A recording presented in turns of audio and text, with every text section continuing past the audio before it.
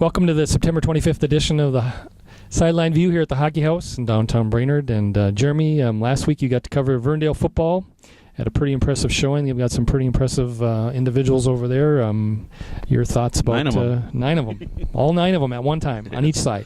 Yes, no, they're a good team. Once again, Mike Malin has that team rolling. They can run, they can pass, they can play defense. They caused I think 4 interceptions and 2 fumble recoveries, so they certainly took it to Hillcrest Academy out of Fergus Falls. They won, I don't remember the score, 35-14. Which I understand has some new name now. I can't remember what it is. It's not Hillcrest Lutheran anymore. Somebody was telling me that the other day. It's some United something.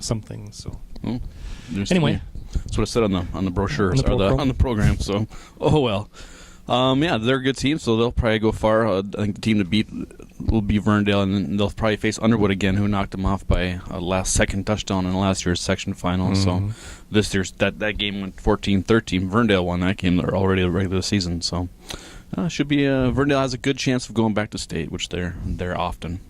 And this week you're going to Staples to see if the Cardinals can snap that for whatever it is now. I think it's either 32 or 33 straight losses for Staples, which is hard to believe because they were so good for so long. Yep. But yeah, they haven't won in 5 years, so hopefully we'll get a win from the Cardinals. They host War Road, so hopefully the long drive, and War Road I don't think has won a game yet either. So. Nope.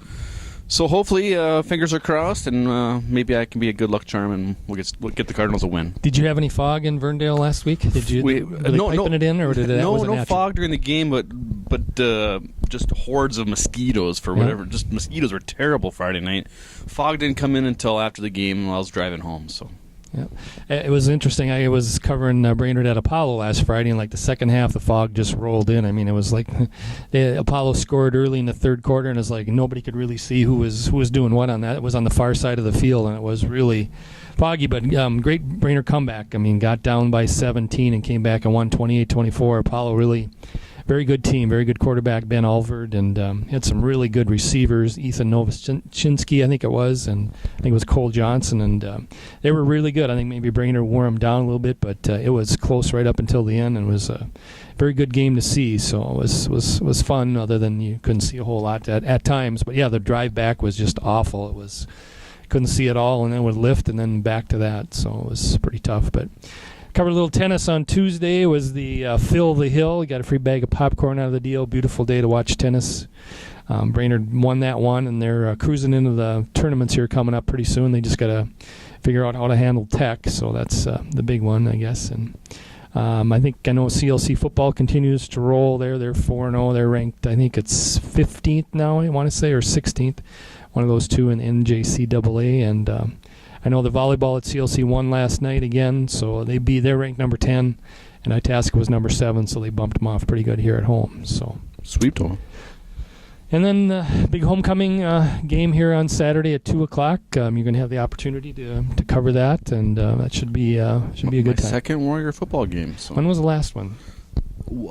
Twins were in the playoffs. It was at Sauk Rapids. So it was like 1965, right? Yes. The last time the Twins were in the... You were covering the Twins in the playoffs. Wow, that's probably 10... Yeah, somebody had asked me if I'd ever missed one, and I said, yeah, I know I missed at least one over the last, how many years, but anyway, it'll be fun. It'll be fun for you on the turf, and it's supposed to be really a nice weekend, and...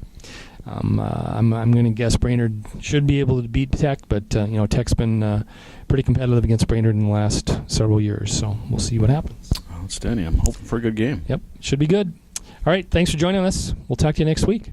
Thanks for watching.